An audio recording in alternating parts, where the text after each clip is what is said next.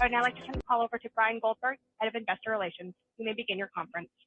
Great, thanks, and welcome to Spotify's fourth quarter 2021 earnings conference call, and apologize for the slight delay. We were having a technical issue. Joining us today will be Daniel Ek, our CEO, and Paul Vogel, our CFO. We'll start with opening comments from Daniel and Paul, and afterwards we'll be happy to answer your questions. Questions can be submitted by going to slido.com, slido.com, and using the code hashtag Spotify earnings Spotify earnings Q421. Analysts can ask questions directly into Slido, and all participants can then vote on the questions they find the most relevant. We ask that you try to limit yourself to 1 to 2 questions, and to the extent you've got follow-ups, we'll be happy to address them time permitting.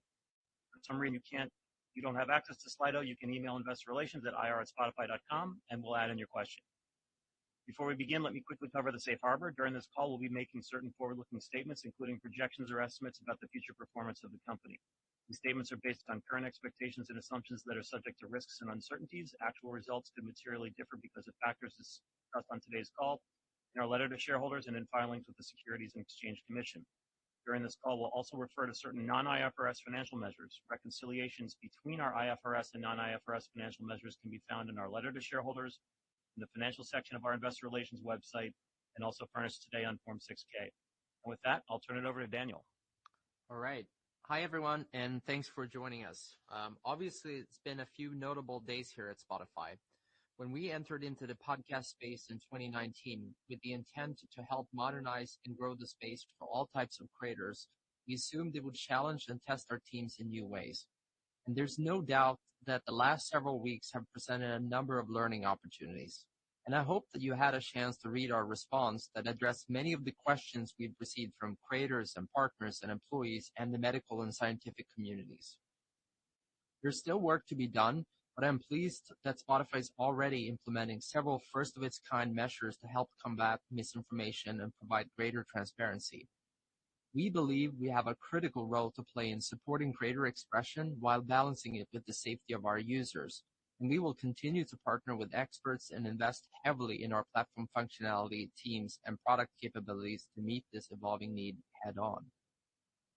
Moving on to our results, 2021 was an eventful year for Spotify and the world in general. Throughout the pandemic, businesses have seen enormous disruption in consumer behavior, causing demand curves to shift. And Spotify, of course, has been no exception to this. In our case, these shifts mostly played to our advantage in 2020, but we did see some headwinds in the first half of 2021.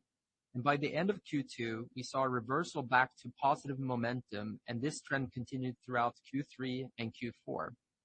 Historically, Q4 has been our biggest quarter, and 2021 was no exception. In fact, Q4 was our largest quarter of MAU growth in Spotify's history. It's a significant MAU driver, and a significant MAU driver was our 7th annual Wrapped campaign, which was our most successful to date. With 120 million users, we saw unprecedented engagement, up 29% year over year, with the highest levels coming from the Gen Z audience.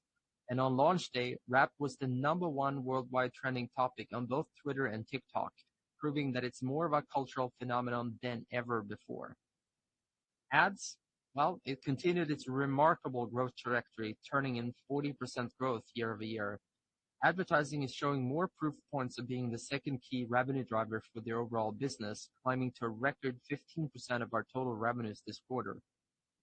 While the ad business is more prone to seasonal blips, I see this momentum continuing in 2020 and beyond.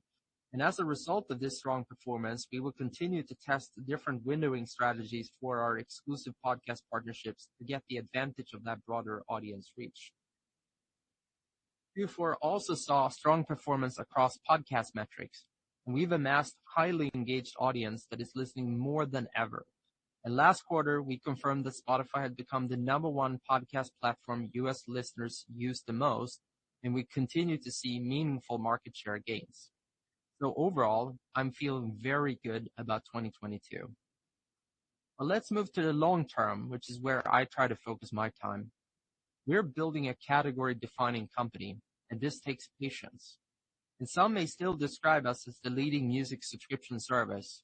And while this surely reflects where we've been, it doesn't encompass all the advancement we've been making in audio.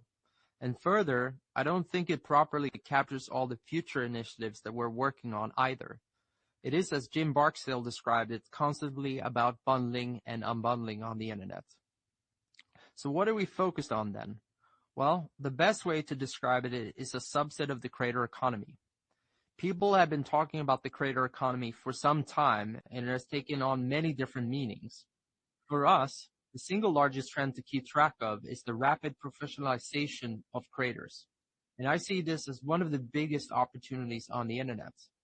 And for all the millions of artists and creators that have leveraged Spotify to date, I think we've only scratched the surface of the creative potential in audio. To become the preferred destination for audio creators, we will accelerate the move from a one-size-fits-all model to a much more dynamic and open platform. And we will give them greater flexibility and the power to be more entrepreneurial, which will, of course, unlock the extraordinary potential of their business and communities. We will provide greater reach. We will provide tools and access to diverse revenue streams that can be personalized to meet the needs of each creator. I believe this will all lead to the creation of millions of jobs for the creator economy. And while this is not limited to Spotify, we are building the platform that will enable the whole ecosystem to work together on a global scale. And we think that the Spotify ecosystem alone will encompass more than 50 million active creators, which is a significant increase from the 11 million total that we have today. So think of it as 50 million small and medium-sized businesses that we can support by giving them the infrastructure and resources to grow. And this evolution will take time, but I know some of you are wondering what this means in the near term. And the work there is already well underway. This opportunity started to crystallize for me around our acquisition of Anchor, and it's only grown from there with increasing momentum. It was clear to me from the feedback we heard that Anchor creators wanted more flexibility and more options to do business. And one recent example of this includes the Spotify Open Access platform. We brought it to market last year to enable creators with existing paid content businesses to activate their subscriber base on Spotify. And this means those creators, whether they're an independent podcaster, a major news outlet, an audiobook publisher, or creator platform, can retain full control over their subscription base while leveraging the reach of Spotify to grow their audience.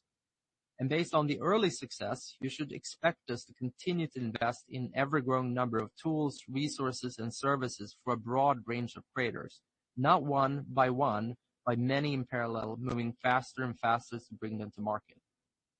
While many will be competing to seize a piece of this opportunity, I believe that we're uniquely well positioned to adapt to this changing environment and deliver for the good of the entire audio creator ecosystem.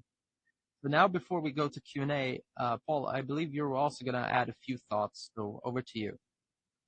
Thanks, Daniel, and thanks everyone for joining us. Well, Daniel touched on most of our key KPIs. I wanted to add a bit of color on our gross margin, which finished at 26.5% in Q4, above the top end of our guidance range. Relative to our forecast, our gross margin was helped by a shift in investment costs that were originally targeted for Q4. That benefit was partially offset by an unforeseen expense related to our ads business. Taken together, our gross margin still would have finished above the top end of the range. Some of the investment costs in Q4 that didn't materialize are now reflected in our Q1 gross margin guidance. Looking at our full year 2021 margin of 26.8%, we made meaningful progress relative to the 25.6% we reported in 2020. Full year 2021 did benefit from close to 50 basis points of favorable royalty adjustments. However, even excluding them, gross margin was still an improvement year on year. Looking into 2022, we expect a continuation of the favorable gross margin trend we saw in 2021 for our underlying business as we grow advertising and drive further growth in marketplace contribution. We also expect improvement in our core podcast margins, both on the O&E front as well as on Megaphone. Given the encouraging traction we're seeing, we do plan to invest in incremental content and music initiatives in 2022 with an eye towards our long-term goals of 1 billion users, 20% plus revenue CAGR, and a 30 to 40% gross margins. While these investments may slightly alter the progress we've seen in consolidated gross margin over the past few years, it is exactly this progress that has given us the conviction to increase our investments in certain areas and gives us confidence that we are on the right path over the long term. Finally, I want to expand upon our approach to guidance. As we said in our shareholder letter, we no longer plan to provide yearly targets. We will continue to share quarterly guidance as a way to update investors on the current trends in the business, and we will simplify our approach by providing a single estimate for each metric instead of a range of outcomes. We are aligning our guidance practices with how we run the business, as most of our investments are multi-year in nature, and the exact timing of any specific launch may vary within a given year. With that being said, we do not anticipate any material changes in the trajectory for net growth in MAUs and subs in 2022 when compared to the net growth we experienced in 2021. For Q1, we're expecting total MAUs of 418 million and 183 million subscribers. We anticipate that total revenues will come in at 2.6 billion, benefiting from approximately 360 basis point tailwinds to foreign exchange. We're expecting gross margin to be 25%, primarily due to the cost that didn't materialize in Q4 hitting in Q1. With respect to the subscriber net adds in Q1, please keep in mind that we expect a different level of seasonality for this metric over the course of 2022 due to anticipated promotional campaign activity and other initiatives. We're also excited to announce that we plan to host an Investor Day during Q2, where we'll talk about the big drivers of our business, the investments we are making, and the financial results we expect over the long term. Stay tuned for more info. And with that, I'll hand things back over to Brian. Thanks, Paul. Again, if you've got any questions, please go to slido.com, #SpotifyEarningsQ421. We'll be reading the questions in the order they appear in the queue with respect to how people vote up their preference for question. And our first question today is going to come from Rich Greenfield on Joe Rogan. And the question is, you've clearly changed your public stance given artist pushback to his content. Is it a slippery slope in censoring content on the platform, and have any advertisers left Spotify in protest? All right, I'll take this one. I know this issue has been top of mind this week, but I think it's important to take a step back. We're trying to balance creative expression with the safety of our users. And of course, this is a very complicated issue, as I noted in my opening. But I'm really proud of the steps we took following the concerns raised by the medical and scientific communities. And it's worth noting that both the content advisories that pair the COVID-19 content on our platform with content from physician and health experts, which I talked about in my post as well as push policies for creators that are already begun to roll out. I think the important part here is that we don't change our policies based on one creator, nor do we change it based on any media cycle or calls from anyone else. Our policies have been carefully written with the input from numbers of internal and external experts in this space. And I do believe they're right for our platform. And while Joe has a massive audience, he's actually the #1 podcast in more than 90 markets, he also has to abide by those policies. So I think when you think about that and you think about the ads business, I have a tremendous amount of confidence in that. And of course, we're hearing from our partners. But Spotify has a broad range of content on our platform, so there really is something for everyone here and for advertisers to pick to as well. All right, we're going to go to our next question from Richard Kramer. Nearly 4 years after your direct listing and facing the renegotiation of publishing rights post 2022, do you see material opportunities to raise gross margins in the music business given the role of labels and publishers?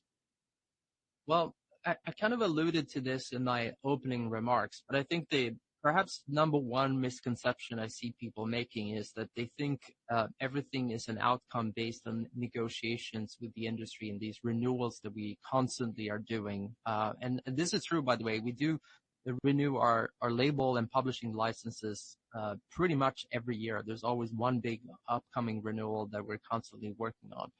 But everyone thinks that it is really a function of that and that alone. But more and more, if we're building this creative platform, it will not be a function of just those licenses, but more and more, it will be based on these tools and services that we're building for creators on top. A good example that we've talked about before has been the marketplace efforts that we've been building on and that we've shared in prior quarters and also this quarter, the success that that's having. And all of those things are things, even though we don't break them out, that you can see is impacting the gross margins positively and have been over the year. And I think it's important to say that because if you take a step back, going into 2021, our expectation for gross margin, we've far surpassed and done much better. And those tools and services that were built is part of that story. All right, next question from Mario Liu on subscriber net ad trends. You've averaged 27 million net sub ads annually for the past few years. Is that still a benchmark to use for 2022? And are there any puts and takes that would cause a divergence from historical trends? Yep. Thanks, Mario. First, I'll just kind of reiterate what I said in my opening comments is that although we're not giving full year guidance anymore, if you look at the net additions we achieved for both users and subs in 2021, we don't see any material change in that trajectory into 2022. So that's sort of how we're thinking about at a high level the 2022 numbers. And then just when you look at Q1 in particular, there's different seasonal trends and patterns in each year. What we've seen over the last couple of years is Q1 has become increasingly less important to us for yearly growth. Last year in particular, we changed the cadence of some of our promotional activity. We actually had 3 campaigns for subscribers at varying shorter lengths, but more frequently, which changed the seasonality throughout last year, more heavily weighted into Q2, 3, and 4. And we're likely to see similar types of seasonality again in 2022. All right, another question from Rich Greenfield on the advertising opportunity. You've talked about advertising becoming 20% of revenues, if not 30 to 40% longer term. While you're no longer giving full year guidance, how do you think about the trajectory of getting to 20%, and what are the key puts and takes? Yeah, thanks, Rich. So I think obviously it's hard to predict long term exactly how it'll play out. And I think when you look at platforms overall in this space and the mix between different options, I think I've alluded to this in the past. I don't think many of these content platforms in the future are going to be single revenue stream. I think they're going to be multiple revenue streams, and it's really just about the mix. We start from the paid, and we're obviously growing into having both advertising and paid. And there will be some other platform that started with advertising and then starts adding more paid content as well. So I really think it's a combination of subscription, a la carte, and advertising that long term will be the revenue mix. Now, speaking specifically to advertising, what is the primary puts and takes? It really, at this present moment, comes down to 2 things primarily. One is inventory. We see an enormous amount of demand from advertisers, and the number one thing that we're stretched for at the moment is more inventory, and that's why you see us introducing things such as span and other things. And then long term, with a little bit more horizon, it's obviously international. So many platforms start out monetizing the US and UK very well, but it takes a little bit more time to monetize the international markets. I don't think we will be an exception to that. So long term, I think it will be more geographical things too. But there's really positive signals in those markets too. I remember going back to the Chinese market 10, 15 years ago, there was a huge debate whether advertising was a viable model at all in the Chinese internet market. And now you see gigantic companies being built with advertising as the number one source. And I think that bodes really well for regions such as India, Indonesia, and others too, where Spotify has obviously had enormous success. But that's also how you should read into those investments. They may not be large from a revenue perspective today, but I am absolutely confident that by investing in these markets and becoming the number one audio platform there, that's going to be a very worthwhile position to own in the long term. Yeah, and I would just add a couple of points. One, if you just look at this year, for the full year, we finished at 12% of revenue, 15% in Q4, and that was up from 9% of revenue last year. So we saw a nice growth there. Clearly, we saw a lot of strength in the advertising business coming out of 2021, which we continue to see in the start of 2022. I would also kind of echo what Daniel said about international. I think we talked about this last quarter about an investment push we're making to actually expand our advertising presence outside the U.S. We've had a blueprint in the U.S. that has worked really well for us, and you've seen that in the growth we have both on the music side and the podcasting side. So we expect that investment we're making throughout 2022 will drive significant improvements on the advertising monetization outside North America. Okay, next question is going to come from Batya Levy on premium ARPU. How should we think about premium ARPU trends in 2022? And your recent price increases offset the pressure from growth in lower ARPU regions. Yeah, so I guess just taking a step back, we saw a nice growth in ARPU throughout the year and finished Q4 up 3%. and up 1% on a constant currency basis. So we feel good about the trajectory in ARPU. Some of those price increases will continue in the first half of the year, which will help. And I'd say in general, we expect ARPU to be kind of flat to up a little bit in 2022. All right. Question from Matthew Thornton on advertising. You've talked about being supply constrained in this part of your business. Can you update us on the supply-demand conditions you're seeing and the key drivers of supply in 2022? Yeah, so I'd say a couple of things here on the demand supply side. First of all, we've grown podcasting in general, well, music overall and podcasting as well as a percent. We're seeing engagement increasing across the platform, particularly in podcasting. We're seeing consumption increasing. All that is leading to more inventory, which is great. We're seeing more publishers in Span up double digits quarter-over-quarter, so that's allowing us to see more inventory. And then what we've also seen is that with Span, we're able to monetize really well. And because we're monetizing, giving people good returns, they're opting more inventory into the platform for us to sell. And then when we have more inventory to sell on the platform, you get even more advertisers who want to spend and be a part of that. So we're seeing this nice flywheel effect where the performance of Span is going really well. People are then adding in more inventory into the ecosystem, and then more advertisers want to be part of an even bigger, a bigger platform. So that's worked really well. Obviously, opening Span up into Anchor will be really strong as well, the potential to be strong for next year, as well as a number of other initiatives. Yeah, and the only thing I'd add is I think it's really the combination here. It's really both about expanding audience, but also expanding the number of creators too. The more creators we have, the more inventory we have to place against it, and then obviously the more users will come as a function of the more creators we have as well. So that's another sort of key component of this, and you alluded to some of that in your question with audiobooks. All right, we've got another question from Matt. Do you have any update on the hi-fi tier? What's been the delay? And does your guidance contemplate any price increases in 2022? All right, so I'll start with the question and then Paul can speak to the guidance. So yeah, I mean, many of the features that we talk about, and especially that's related to music, ends up into a licensing. And so I can't really announce any specific on this other than to say that we're in constant dialogue with our partners to bring this to market. Yeah, and then with respect to price increases, we haven't commented on anything at this point in time. You know, I'd go back to earlier in the year when we did make some price increases. We feel really good about the churn characteristics there. Wasn't anything material, as well as gross intake where there wasn't any material changes. So we feel good about the ones we've already put in place, but no comments or updates on any additional price increases moving forward. All right, our next question is going to come from Deepak on premium subs. Can you give us some color on your premium sub guidance of 183 million? Is there any impact from changes in promotions or incremental churn that's weighing on sub growth for first quarter? Yeah, so I addressed this a little bit earlier, but let me just kind of give a little bit more color.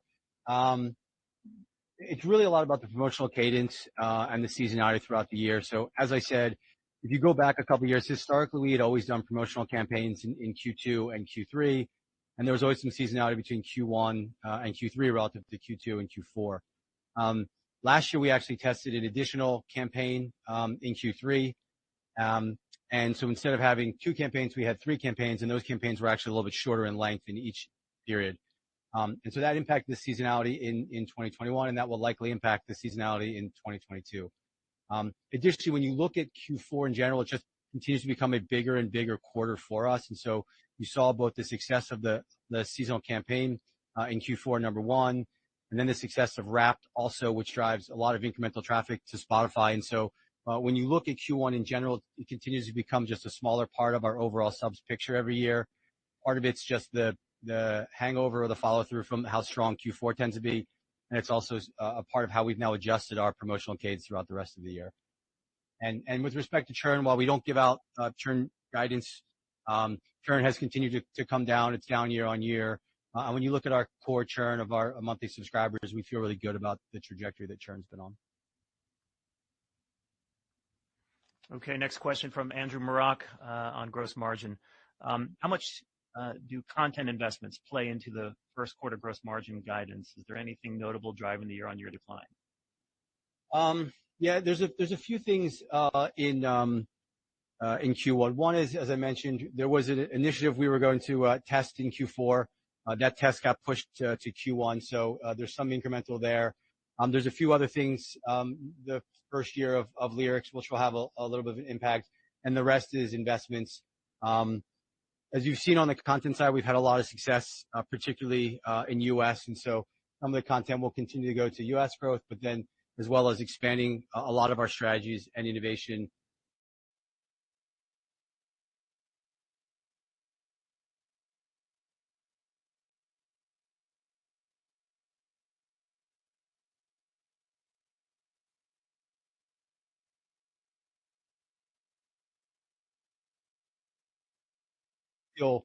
Feel really good about gross margins and how it's progressed over the last 2 years. It was up in 20 and again in 21. And when you look at sort of the core fundamentals of gross margins and the things that we're doing year on year, we're seeing a lot of leverage, particularly on core O&E podcasting, as well as benefits from marketplace and advertising. And so, gross margin 2022, it's really that confidence in what we've already done, which is giving us that confidence to continue to invest in 2022.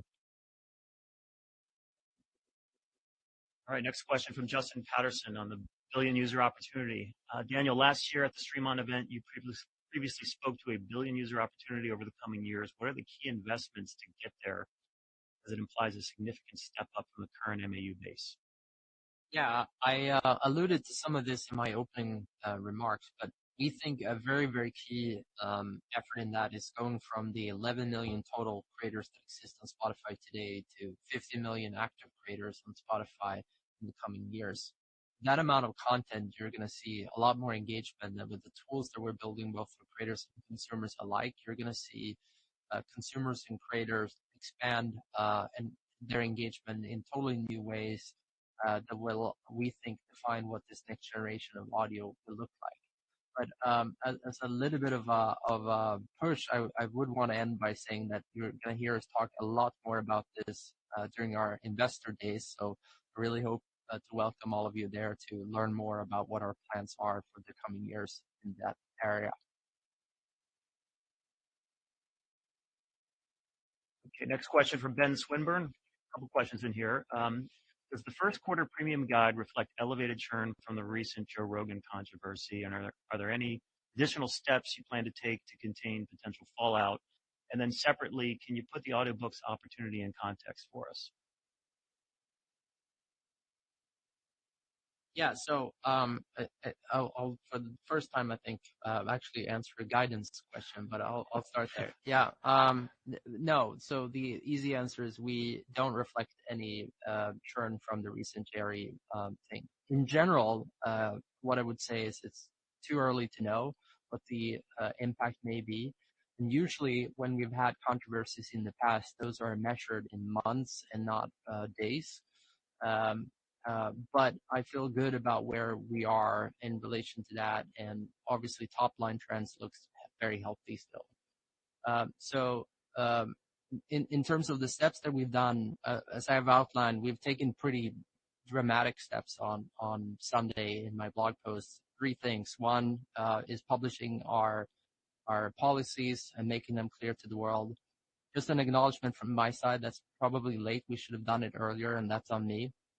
But the second thing is very, very big, and no other audio platform has done this, and that's providing this content advisory notice next to COVID-19 content. So all COVID-19 episodes will be tagged with this, that then will link to accompanied messaging by scientists, physicians, and public organizations like the CDC and WHO, etc.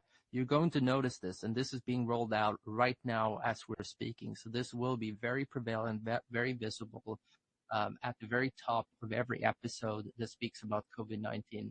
I feel really good about what we're doing there, and it's really unprecedented compared to any other audio service, what you'll see us do in the coming days. So the last thing then is, can you put the audiobooks opportunity in context for us?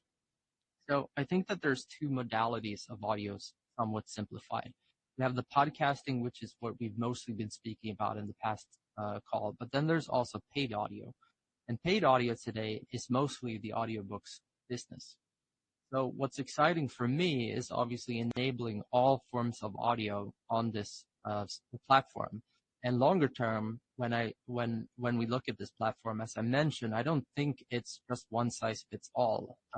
It's really about enabling a multitude of different audio creators, and we want to be the best place for all audio creators, and having the multitude of tools that enables them to monetize that content the best way that they see that fit. So that may be through subscription, but it may be also through a la carte, and it may also be advertising. So I think it's audiobooks in our view is a subset of the overall audio opportunity, but obviously it touches a very important creator group, which is authors. So we're very excited about that opportunity. And long term, I think you can look at markets like China, for instance, to look at just the innovation that's happening in audiobooks there. For me, it's strange to imagine why not more of that type of innovation have come to many of the Western markets as well. And it's really in that vein that you should think about the Spotify platform. There's going to be a lot more openness, and there's going to be a lot more flexibility in how we treat content and creators on our platform. Great. Next question is going to come from Eric Sheridan. Coming off the content investments of the last few years, can you update us on management's longer-term thoughts around gross margin trajectory and the mix of headwinds or tailwinds in the coming years? Yeah, so to start, I'd say at a high level, nothing has changed at all in terms of the long-term guidance we've already outlined in terms of where we think we go over the long term, that 30 to 40%, which we've already talked about. And as Daniel mentioned, hopefully we'll have some time to unpack that more at the Investor Day in Q2. So that's number one. When you think about the headwinds and tailwinds, I think what I would say is we actually feel like we're getting nice leverage on a number of the initiatives we already have. So when you look at some of the content we've had on, again, for more than a year, and you see revenue per listening hour increasing at a faster rate than cost per listening hour, we see that leverage starting to show up. And so the reason we're investing more areas because we've seen the benefits of the leverage on the products that we've had for a period of time right now. I would say the headwinds, a lot of them are, I would say, self-inflicted, meaning we are investing against what we think is an even bigger opportunity. And so we could probably be more in harvest mode right now and show near-term, more incremental margin expansion. But given what we're seeing in sort of the core business, we feel like the investments are really going to pay off to drive even bigger long-term gross margins in the future. So that's how we think about it. The one thing I would just add to that is when you look at it, when we signaled for 2020 and 2021 was actually that gross margins would go down with the levels of content investments that we were making. If you look at what actually happened, we're really ahead of that plan. So a lot of these things are proving out in a very, very strong way in our business. And Paul alluded to some of those. It's marketplace, it's obviously advertising, and some of those other investments that we've been making in O&E content too, which improves that gross margins. We feel very emboldened by that, and that's honestly the light that you should look at our investments. All right, next question from Mike Morris.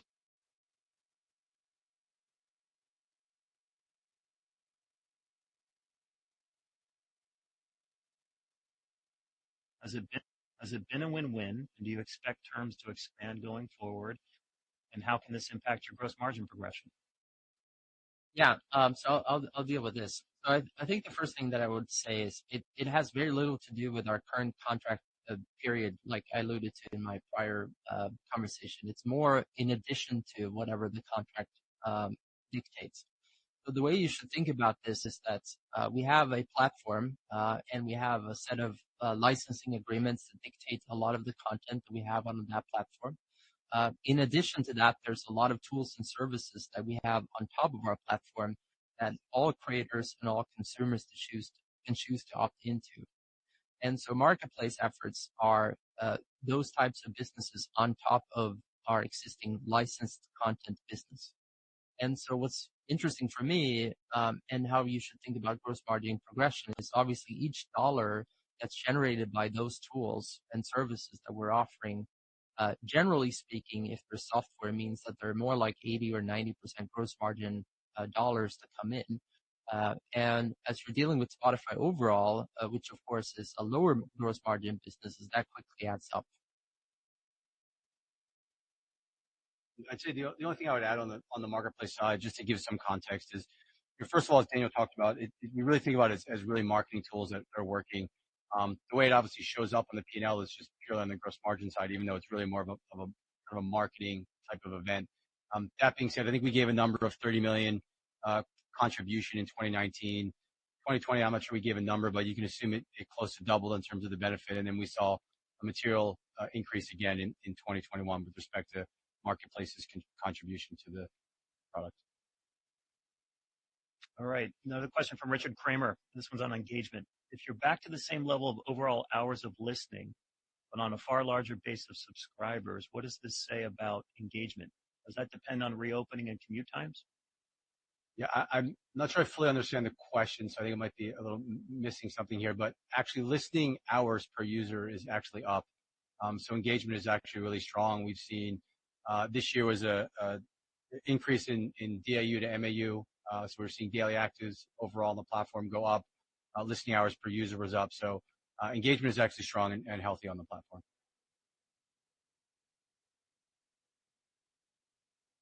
Okay, a question from Stephen Gahal on the gross margin outlook. While we realize you're no longer giving annual guidance, do you expect 2022 to be a year of operating leverage at the gross and operating lines, or should we think about it more as an investment year as it relates to margin expansion? Yeah, I would say I think there's some puts and takes in that, and it's one of the reasons why I kind of gave the commentary I gave at the beginning. I do see, as Daniel mentioned, sort of the core gross margin is going really well. It's probably actually ahead of schedule in terms of where we are and where we thought we would be. And so on the gross margin for this year, we're going to continue to invest. That being said, we've seen improvements in areas faster than we thought in the past couple of years. So there's some puts and takes in the gross margin. And on the operating side, I do think you're going to see an increased investment. We've talked about some of the things we're doing on the ad side to grow the ads business outside the U.S., which again, we believe will really actually significantly jumpstart the revenue opportunity there, as well as things we're doing on the content side. So lots of puts and takes, but I think we feel really good overall with kind of how we came out of 2021 and where we're heading. Okay, another question from Deepak, this one on label relations. Can you refresh us on the timeline for the next round of label negotiations, and what would some of your priorities be in this next round? Yeah, so what I would say is the timeline for next round of label negotiation is always. So we constantly have some deal that's being renegotiated or negotiated again and extended pretty much always. So I don't think 2022 will be an exception to that rule. In general, the key priorities that we're working towards is just enabling more flexibility on the platform. So that's what you should expect us to be focused on in these negotiations, because we really believe that the more we can act as a true platform where these creators can engage directly with their audience, go from casual listeners to fans to super fans, that's going to unlock the next wave of growth in the music economy. If you really take a step back and kind of look at it, like much of the early days of Spotify was really about stopping piracy, as simple as that. And I think we did a really good job in that. And the next step of that was turning people towards paying for streaming. And now we're more than half of the entire music economy globally is streaming. It's the most dominant way that the music industry currently exists. But I think the next we really replaced one model, right? Which is you paid a la carte, which meant that typically the super fans were the ones who were paying for music, and the vast majority of people weren't paying at all. Now we have an ecosystem where hundreds of millions of people are paying for music again across all of these subscription services, which I love because, I go back 5 or 10 years ago. The fact that even one service, or let alone every single service, could have 100 million subscribers was just nuts for most people to think about. And now you see lots of subscription services getting to 100 million, and obviously Spotify is one of the largest with our base, and in music we are the largest. So I think that just shows that scale has been redefined when it comes to the internet. But what's true here is that so far right now, we're kind of monetizing everyone with a one-size-fits-all model. Yes, we do have free and we have this paid subscription, but I think the evolution here will be about unlocking true super fans. That's where the real dollars comes in, and that was always the music business to begin with. And when we unlock that, I think we'll unlock the next wave of growth in the music economy. So for me, that is the number one thing that I'm focused on unlocking: more flexibility, more ways for creators to use their assets, videos, engage with people, have their content show up in new, unexpected ways. That will drive engagement, and that in turn will drive people to move from casual listeners all the way up to a super fan, and enables new forms of monetization too. All right, another question from Ben Swinburne. Despite being your most penetrated and most competitive region, North America continues to be your fastest growing premium base. Is that a sign that the international runway for premium growth remains long, or is it that international willingness to pay is a headwind? No, I think we definitely think there's plenty of growth in both. I think what you've seen in a lot of areas is, in your more established markets, you grow there really fast, and then the monetization comes after. And then you grow into newer markets and you get sort of to critical mass, and then the monetization comes after that. And so what we've seen is, healthy growth in users and subs across all of our regions. You've seen a lot of, in the last couple of quarters, MAU growth coming out of rest of world and LATAM and some of our newer markets, and those will monetize over time. And so I think that's the dynamic we see at play here. So we feel good about the monetization we're seeing in North America as well as Europe, and we see the opportunity to continue to grow and expand in LATAM and the rest of the world, and the revenue will then follow after that. The one additional comment I'd just make is really the one about sort of emerging markets that I made about advertising. 10 years ago, people really did not think advertising would be a viable medium in many emerging markets. And obviously, we're now seeing that that's not the case. So looking at paid subscription, now a lot of people are saying, well, paid subscription can't be a viable means in many of these emerging markets. I think that will turn out to be untrue as well in the coming years. And that's certainly what we're investing behind. But that said, there are local nuances in how you market to these customers, how they pay for services too. So we're doing a ton of innovation on that front. We're doing weekly payments, prepaid payments. We have tuk-tuks driving around in markets collecting physical cash to pay for the subscription too. It's really, really staggering and really cool to see all the ways that Spotify is showing up locally around the world.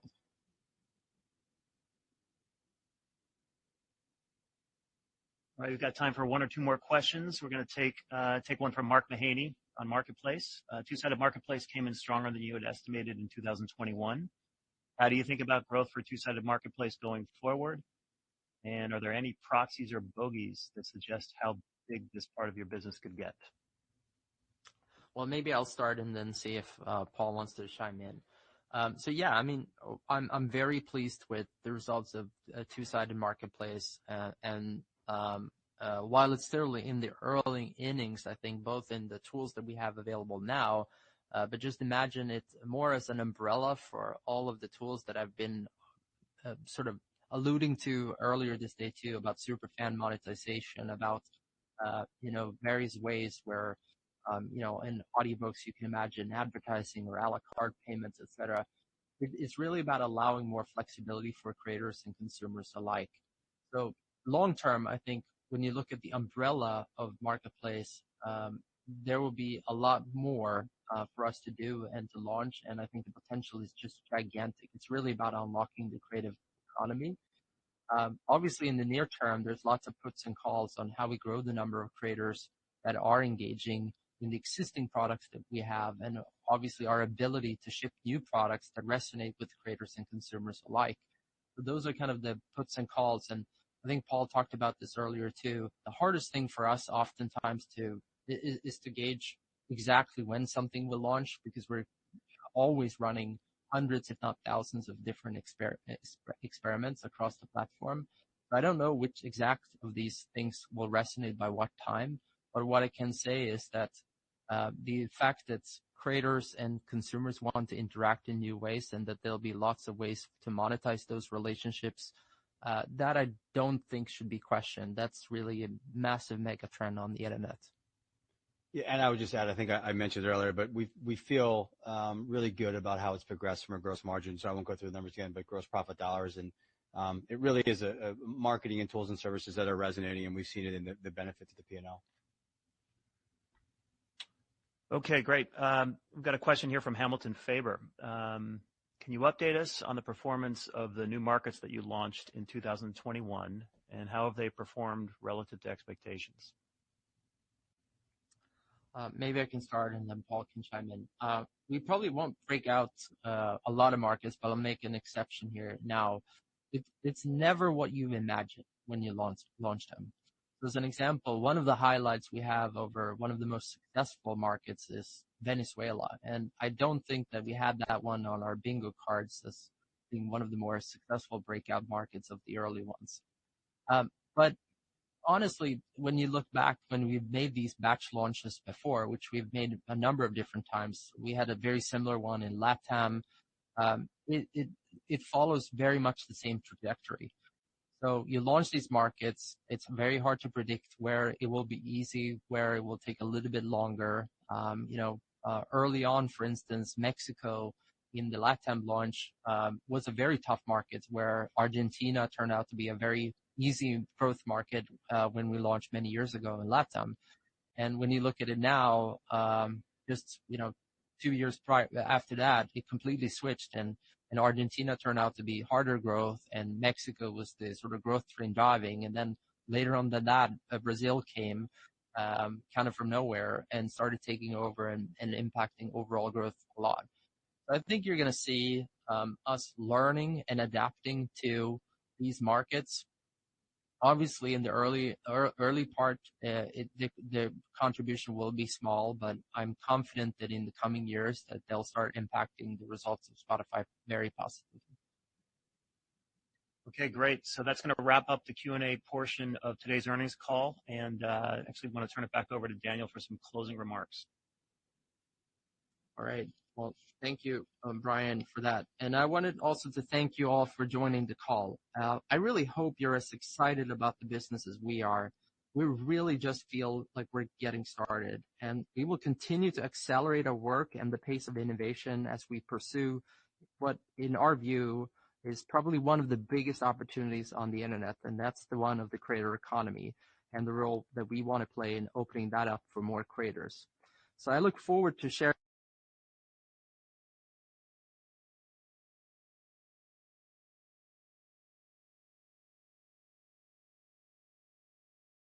go live on our platform tomorrow. I really hope you guys will tune in. Thank you again. Okay, and that concludes today's call. A replay will